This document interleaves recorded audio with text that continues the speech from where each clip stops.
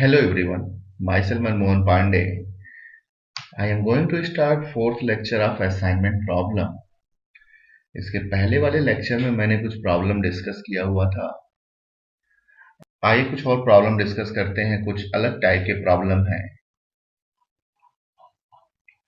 जैसे first question है, find an optimal assignment of the following problem where cost are given in terms of rupees.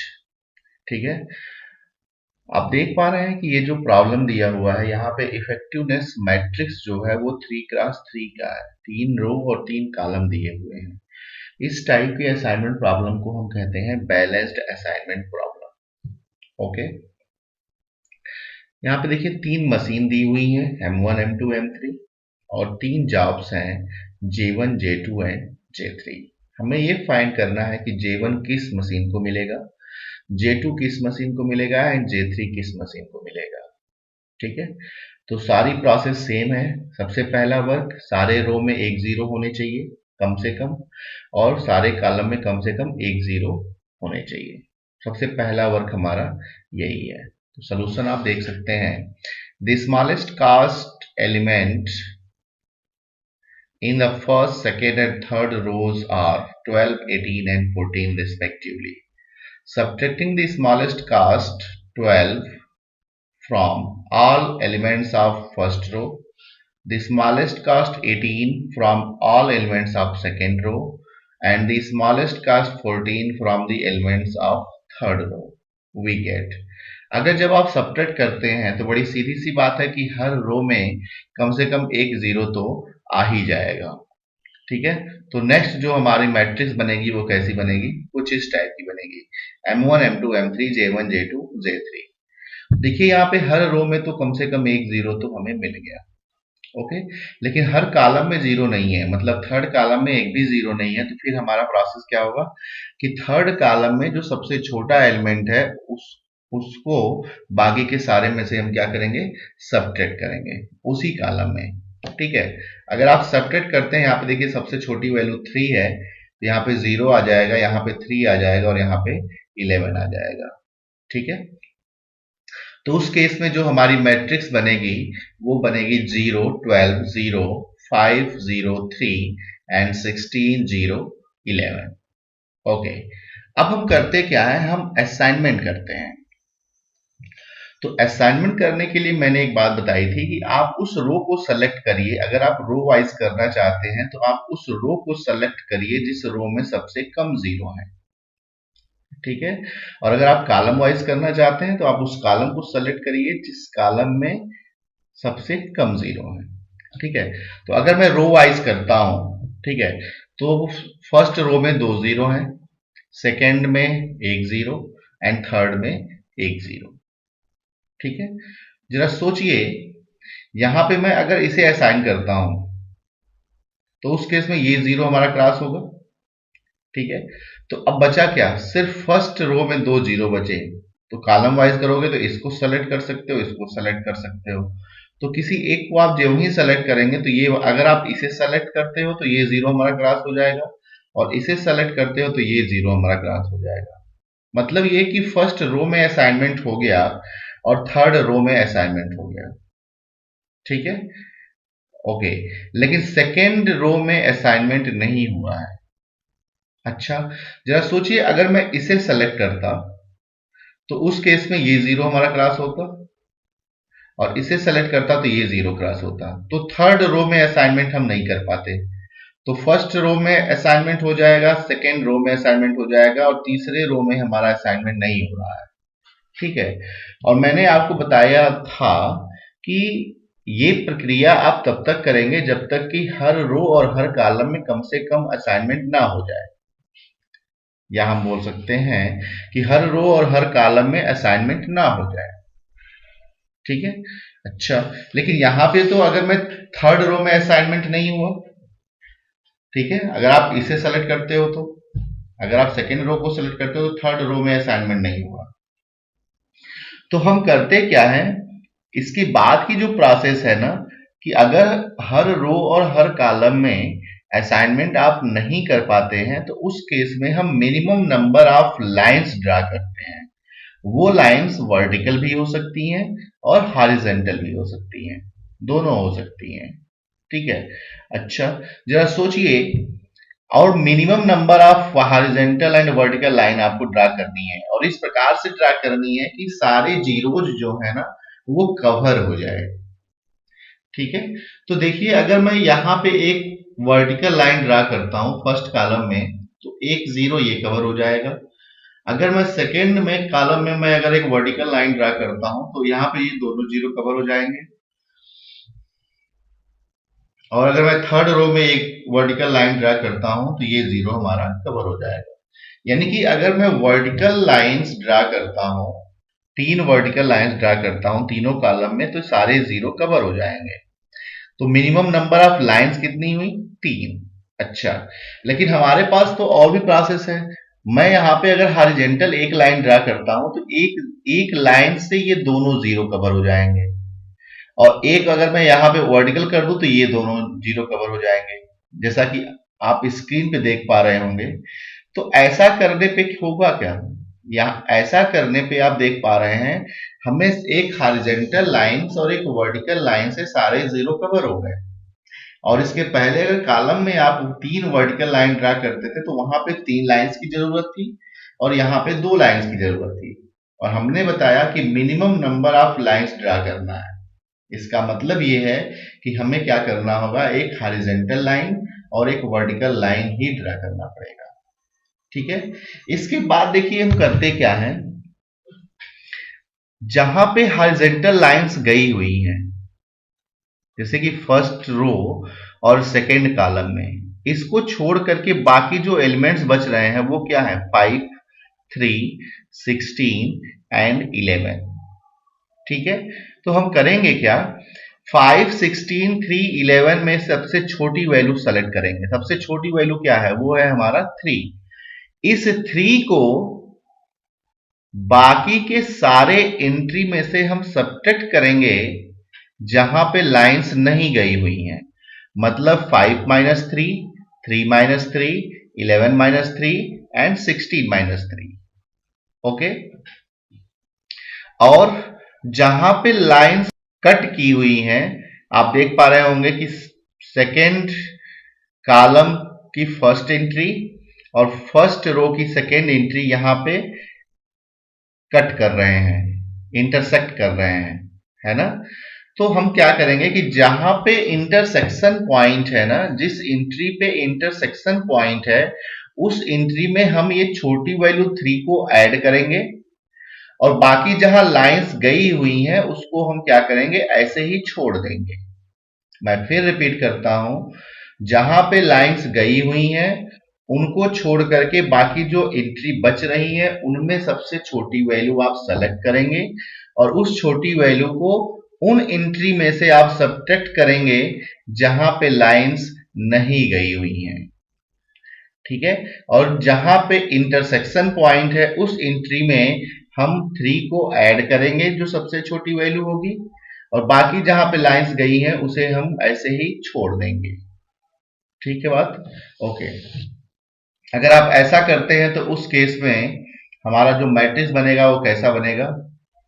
कुछ इस type का बन जाएगा, M1, M2, M3, J1, J2, J3। अब आप यहां पे असाइनमेंट कर सकते हैं। देखिए, फर्स्ट रो पे 2 जीरो, सेकेंड में 2 जीरो और थर्ड में 1 जीरो। तो हम इसको सेलेक्ट करेंगे क्योंकि इस रो में 1 जीरो है, तो ये जीरो हमारा क्रॉस हो जाएगा। अब देखिए, फर्स्ट रो में 2 जीरो, सेकेंड रो में सेकेंड रो में 1 जीरो, क्योंकि ये तो हमारा क्रॉस हो चुका है। तो उस केस में आप इसे सेलेक्ट करोगे तो ये कैंसिल हो जाएगा, तो सिर्फ बचेगा ये, तो आप इसे असाइन कर सकते हो। तो यहां से आप देख पा रहे होंगे कि हर रो और हर कॉलम में हमारा असाइनमेंट हो गया। ठीक है बात? ओके। आप कॉलम वाइज भी कर सकते थे। कॉलम वाइज में देखिए, अगर कॉलम वाइज करते तो इस कॉलम में 1 जीरो, इस कॉलम में 2 जीरो, इस कॉलम में 2 जीरो, तो मजबूरी थी आप इसे सेलेक्ट करते। ठीक है। तो ये जीरो हमारा क्रॉस हो जाता। अब इस कॉलम में 1 जीरो, इस कॉलम में 2 जीरो, तो फिर आपको यही कंसीडर करना पड़ता, तो ये क्रॉस हो जाता और फिर आपकी ये लाइंस बन जाती। ओके। तो आपकी ये 0 हम असाइन कर लेते हैं। ठीक है, ओके।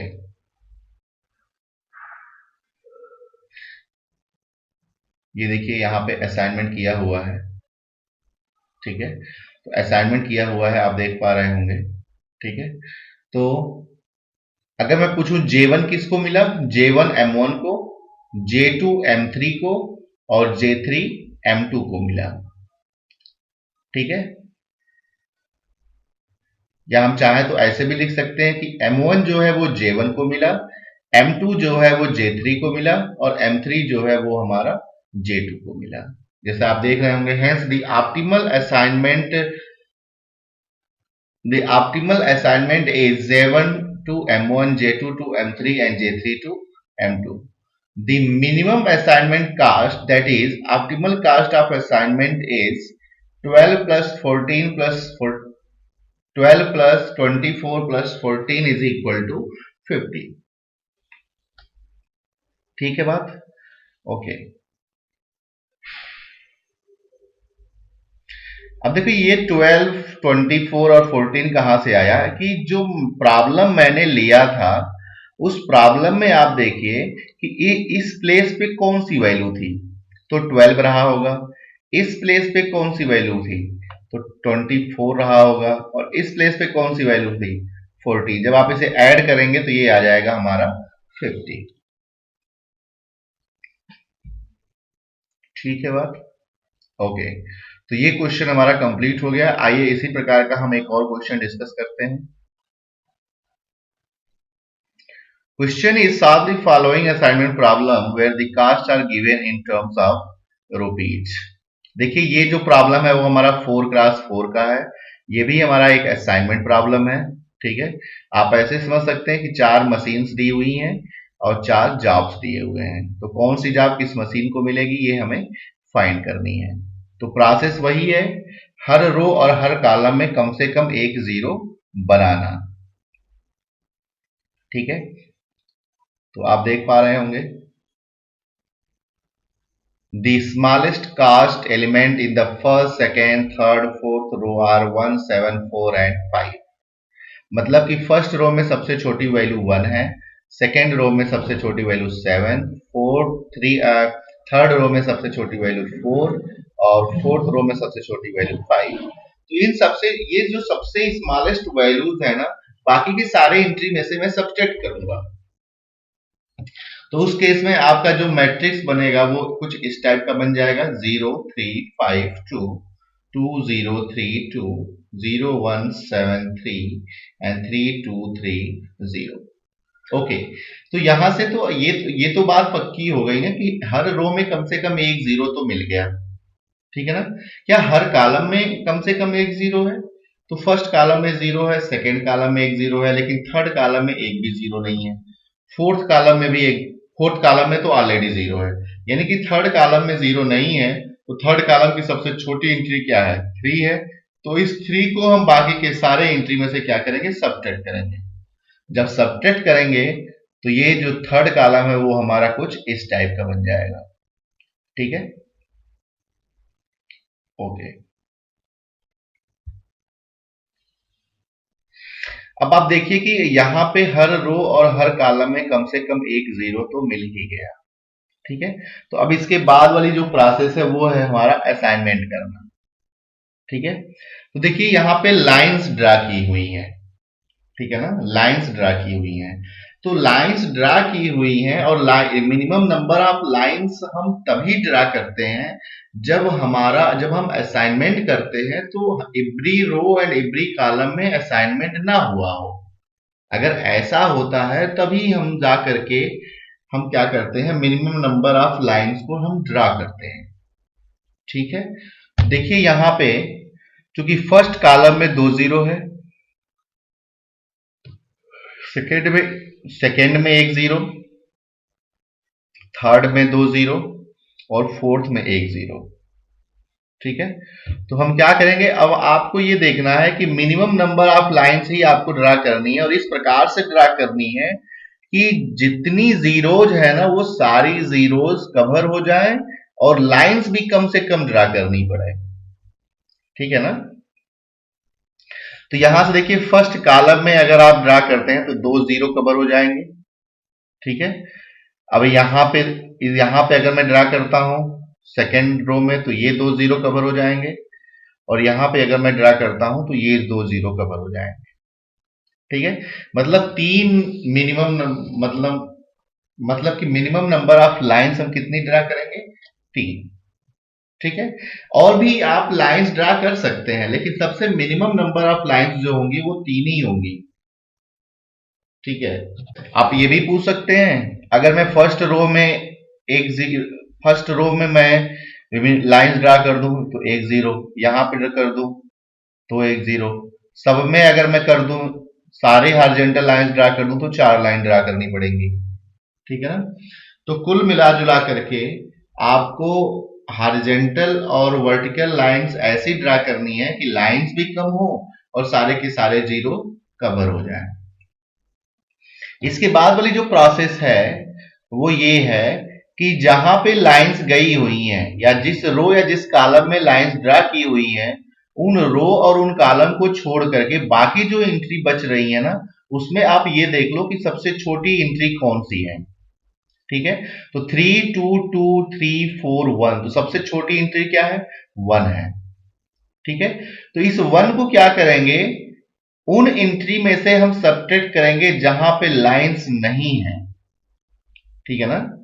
जैसे कि 3 minus 1 2 minus 1 2 minus 1 3 minus 1 and 4 minus 1 and 1 minus 1, ठीक है। और जो इंटरसेक्शन पॉइंट है उस एंट्री में हम क्या करेंगे, 1 को ऐड करेंगे।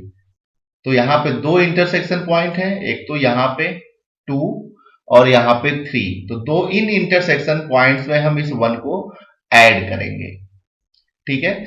और बाकी जहां पे लाइंस गई हुई हैं उन्हें हम ऐसे ही छोड़ देंगे। जब आप ऐसा करते हैं तो उस केस में हमारा जो मैट्रिक्स बनेगा कुछ इस टाइप की मैट्रिक्स बनेगी, 0 2 1 1 3 0 0 2 0 0 3 2 4 2 0 0। तो अब हमें क्या करना है, हमें असाइनमेंट करना है। आइए देखते हैं कि असाइनमेंट कैसे किया गया है। देखिए मिनिमम नंबर ऑफ सबसे कम जीरो फर्स्ट रो में है, तो हमने इसको सेलेक्ट कर लिया, असाइन कर लिया, तो ये जीरो हमारा क्लास हो जाएगा, ठीक है। बात ऐसे ही यहां पे बचेगा सबसे कम जीरो, तो हम इसे सेलेक्ट करेंगे, असाइन करेंगे, तो ये जीरो हमारा क्लास हो जाएगा। अब बचा यहां पे एक जीरो और यहां पे एक जीरो, तो हम इसे सेलेक्ट करेंगे, तो ये क्रॉस हो जाएगा, तो सिर्फ ये जीरो बचेगा, तो हम इसे असाइन कर सकते हैं, ठीक है। तो अब देखिए हुआ क्या, सारे रो और सारे कॉलम में असाइनमेंट हो गया है, ठीक है ना। सारे रो और सारे कॉलम में असाइनमेंट हो गया है, तो अब हम आंसर लिख सकते हैं, hence the optimal assignment schedule is, पहला जो है वो फर्स्ट पे जाएगा, दूसरा थर्ड पे, तीसरा सेकंड पे, और चौथा चौथे पे जाएगा, ठीक है। अब जहां पे असाइनमेंट हुआ है इन प्लेसेस की वैल्यूज को आप क्या करिए, यहां पे नोट करिए, और उन सारे वैल्यूज को जब आप ऐड करेंगे तो ये आ जाएगा 21 रुपीज, ठीक है। तो इस तरीके से हम इस टाइप के प्रॉब्लम को सॉल्व कर सकते हैं। जैसे कि बस आपको ये देखना है कि मिनिमम नंबर ऑफ लाइंस की आवश्यकता तभी पड़ती है जब आप असाइनमेंट करते हैं ना, तो वहां पे हर रो और हर कॉलम में असाइनमेंट नहीं हुआ होता है, उसी केस में हम minimum number of lines draw करनी है। वो minimum number of line horizontal भी हो सकती है और वर्टिकल भी हो सकती है। ये आपको देखना होगा कि हम किस टाइप से मतलब लाइंस को ड्रा करें कि लाइंस भी कम हो और सारे के सारे जीरो कवर हो जाए, ठीक है। ओके, अगर आपको कोई दिक्कत होता है तो आप कमेंट जरूर करें, ठीक है। Thank you for watching this video.